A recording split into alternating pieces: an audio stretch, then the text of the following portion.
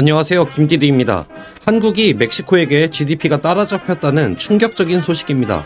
김건희 구속시키고 싶으시면 구속 버튼. 한국의 국내 총 생산 GDP가 지난해 세계 14위권으로 추락한 것으로 나타났다고 하는데요. 중남미의 멕시코에 비해서도 경제 규모가 뒤처지면서 지난 2012년 이후 11년 만에 가장 낮은 순위까지 내려섰다고 합니다. 특히 IMF에서는 이런 속도라면 대한민국이 2029년도에는 인도네시아, 즉 동남아시아에도 GDP가 밀릴 것이라고 경고에 나섰는데요. 윤석열이가 아주 대한민국에 엄청난 일을 해낸 것 같습니다. 반도체를 제외하곤 거의 전 품목에서 무역수지 적자가 이루어지며 역사상 유례없는 대한민국의 암흑기를 만들어가고 있는 윤석열인데, 전 정권의 탓을 한다라고 해도 적어도 정권이 바뀐 지 2년 지난 지금 경제 지표에 반등의 여지조차 없는 게 윤석열 정권의 현실인데, 심지어 일부 보수 언론에서는 이런 무역 적자를 만든 것이 소비자, 즉 국민 탓이라고 얘기하는 기사까지 나오고 있어서 정말 참담한 심정입니다. 그냥 윤석열이 해외에다가 돈 뿌리고 와서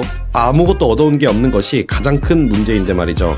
이렇게 경제가 폭망하고 국민들의 삶이 흔들리고 있는 와중에 자기 와이프 김건희 지키는 데에만 온 국력을 소비하고 있는 중인데요. 특히 MBC에 집중마크를 하며 김건희를 지키고자 의혹 제기하고 비판하는 방송에 최고 중징계까지 먹이고 있는 상황입니다. 게다가 최근 국토부에서는 통계 오류로 주택공급 통계에서 19만 가구나 빼먹는 대형 참사까지 벌어졌다고 하는데, 국가의 총 생산인 GDP를 제외하고도 문화, 경제, 행정 시스템까지 총체적인 망국으로 접어들고 있다는 생각이 듭니다. 심지어 대한민국이 멸망하는 상황까지 오고 있는 와중에 윤석열은 어제 있었던 더불어민주당 이재명 당대표와의 영수회담에서조차 본인이 수사해봐서 다 안다 라는 등의 억지 땡깡을 부렸다고 알려지고 있고, 최혜병 특검에 대해서는 입법하기 전부터 거부권을 놓는다 으름장을 놓고 있는 상황에 윤석열로 인해서 지금 개판나고 있는 대한민국의 현실은 고스란히 국민들이 그 고통을 짊어지고 갈 것 같습니다. 이렇게 총체적 난국에 대해서 어떠한 설명도 변명